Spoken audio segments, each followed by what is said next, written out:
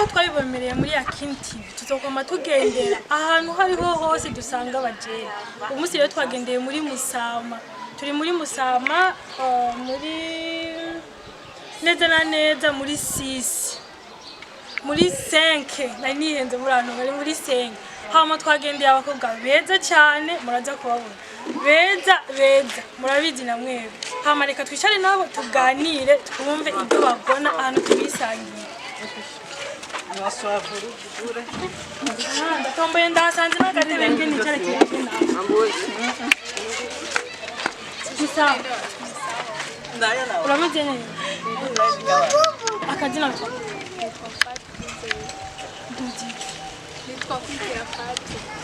Fatu tukusanze ngaho wicaye kumwe n'abagenzi bawe nge nawe nyine tubabaze witwa gute? Niyonzima Mariam. Ninde? Niyonzima Mariam. Niyonzima Mariam. Numvise mama Mariam akagira. Aba turabona n'ubundi hasa Mariam mu telefone witwa gute? Nakuma ukuri. Mwese mubona bameze. Naona ko mwambaye amajiri bawe nge mbere ama nikuvuga tubasanze ngaho turabona ni kumugoroba n'umusaya mariko muyaho nimba ditari twari ko dufite telefone bisanzwe bya social media mariko muratera muri yo social media mariko murara hari Yakin TV mbizi mubona oya nana rimwe murayibona. Okay, ama nukuvuga tubasanze ngaha mwicaye muri ko muri terero dukuru atana kimwe none burya akazi kose mwakamwe ubu byahiye woziza kumeze hose ni haragiye nukuvuga mwatetse bya saa sita muca muraza mucanga. Okay, nukuvuga rero nakwagira tuyara nkuko murabigeme b'amamizima nukuvuga ikintu novuga ni mwebwe mubona ko muri distingue n'abandi ikintu wowe uvuga gutandukanye n'abandi abapentekoti abakatolika bandi ikintu ubona mutandukanye dutandukanye kuri byinshi harimo gusenga kwambara ni byinshi kwe n'ingeso ziratandukanye. Mariam ikintu wowe dutandukanye n'abandi bakobwa b'abapentekoti n'abakatolika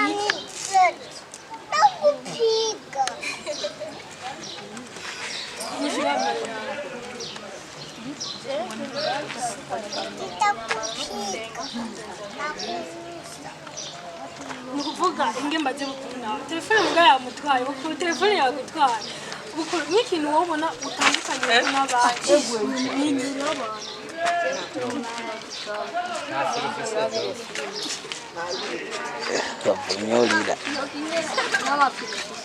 Okay, yavuze ikintu kijanye n'inyama.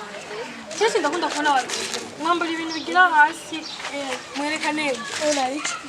Urabona ibintu bigira hasi nyene hariya. None ibi mubisa mubikora mu bavyeyi biwanyu canke ishingiro bibi. Oya bivana no kungena umuvyeyi yakureze. Ari abamizermani bambara nyene nkaho kungena bambaye ukabona arenganye yambaye ntiwamenya ko ari umuzimani gusa murira musigiti ugatuma emiko ari umuzimani rero bivana n'umuteye kungena yakureze naje yandeze kuva ndi muto nambara ikibagi n'ibishyira hasi nzose Umva uzampigisha n'abana biwana Okay, ibyo bintu hari gihe mu byamba byinshi zuba ryatari cyinshi ugasanga umuntu yambaye abona ikicisho gusa n'ikirenge mukibona kandi ndugumba muri amugira cyangwa mukagira izindi ngorane muri cyo indugumbura yumva nyene ko wambaye ibintu byinshi bikuremereye mugabo bivana no kungena bimenye no wamenye kwambara wokwambaye ikabutura ingerigira ngaho oya bivana na situation urimo ukumva ko indugumbura y'ikirundi ntewe ni probleme ndo jasho kisikia jasho ndio utavaka bila fupi lakini ule mwingine kwa kuwa nizoea kuvaa nguo ndefu nikabu nini na vyokambura yani byose indugumbura y'imirengo mwumvise yaducangiye yadushiremo n'igiswahili Mariam wewe igihe wambaye impuzu ndende ukambara igisho wari futi haboneka ijisho gusa hajya nandugomba babwira uri nko kuzuba wagiye ahantu ugasanga wambaye impuzu zigera hajya indugumba uhora uyumva mugabo ukajya ko wewe n'ikirenge nikiraboneka mu gihe byome ngo no kwambariza impuzu hari imbeho muga kuberangira aravyo abavyeyi banyu baba babategetse mu gihe bishitse ukumvira hajya nitushika mu barabara kagikura cyo nico hejuru cyo mu buzima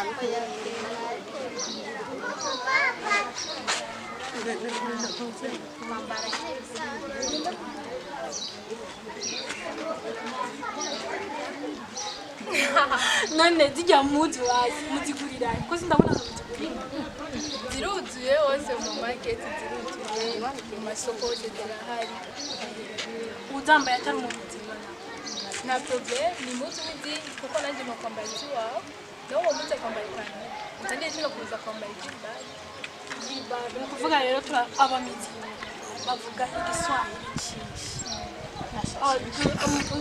ducishitse ko agaswahili gake tubwira agaswahili naco cyo tukubaza amajambo make yo mu Kirundi ni nyonge Kiswahili utubwire ya byo bindi muvuga niko wani ikorani ni Kirundi cyane n'ikindi kirimo cyarabu ni cyarabu ducishirizemo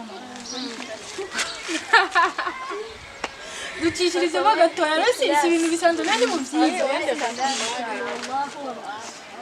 okay tubwire ko utasikia hapo urumva ubwo kubera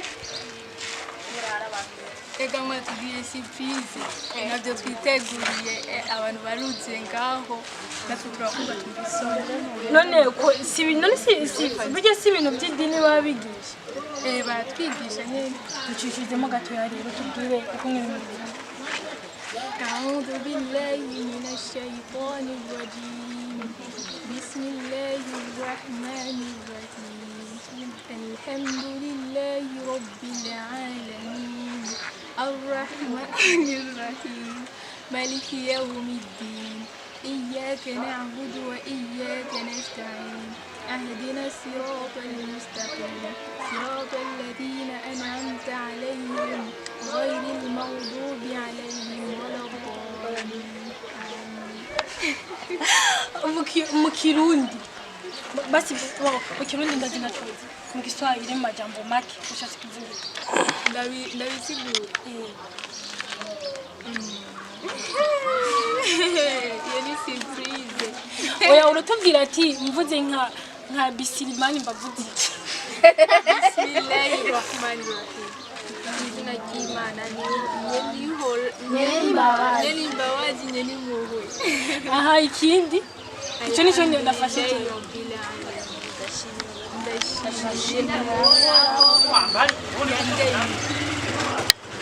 okay Mariamu yavuze ngo arumva ngusoni muga numvise ariko arabivuga avuga ngo ndashimiye Imana yanjye tubwire kamwe wumvise kamwe nawe basi mu Kirundi udusigurire kamwe muri byo yavuze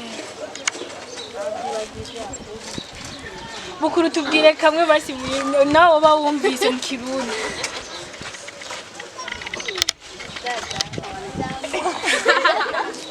urumva Ikirundi nacyo muzi niko bishobora kubisobanura ngashindana none mbwa mwese mwiga mu mashuri ajya ya leta ajya bigisha Ikirundi bisanzwe none mu bitahura gute mugihe mushitse ku ishuri mukumva ariko bavuga Ikirundi namwe bicagenda turabitahura kiye Kirundi twigajya ku ishuri sico abantu sico tuvuga Ikirundi cyo ku ishuri kiratahura nandika ukabyiga twavuze akakiminita nanje naraje mugumbye ngo tuvugane Ikirundi gusa n'isaha yose ngaha Mariamu nawe kije Kirundi cyo ku ishuri kirakorohera nko mu gihe uri kumwe n'abandi bagenzi bavuga Ikirundi birakorohera kuyagana nje biranyorohera cyane none nk'ubu umuntu akubwiye bwake ucyumushobora ukora nk'ubu umuntu akubwiye ati mwiriwe ucyumushobora niko ucyumwishyura Okay, reka rero kugira tubone ko igihe kirundi cyo kwishuri mu kindi. Reka tubabaze igihushane cy'ibintu n'ikindi. Tubaze kwiga. Nana kimwe tubabaza mutize. Muraza kubishobora ni bate? Muga Maria mumenga atinya. Mutinya kuza kutwishura. Okay, tugire igihushane cy'inyana. Inyana.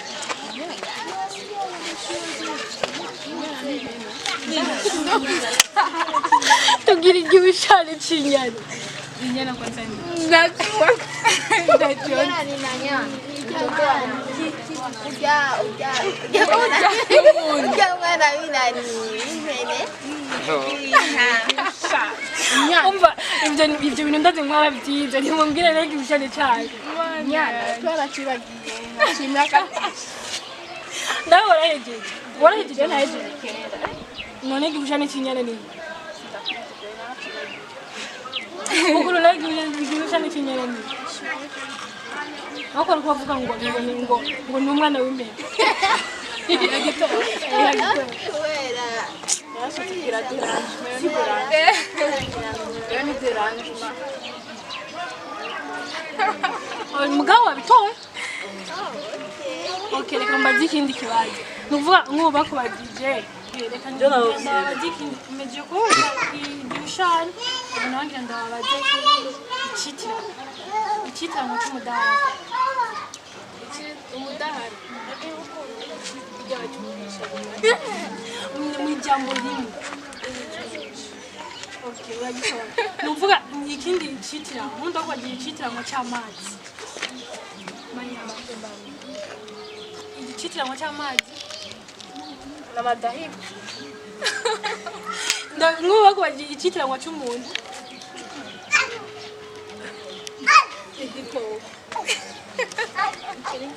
Ikitiramo cy'umuntu. Nasi umuntu igikoko. Ikitiramo cy'umuntu n'igikoko. Nariki. Umuntu n'igikoko barite. Ukuru umuntu n'igikoko barite. Nibitiramo. Yagitoye none. Mariamu wowe yasamaye ku telefone. Ikitiramo cy'umuntu n'ikigamije. Ndacuti. Uyavuze n'igikoko.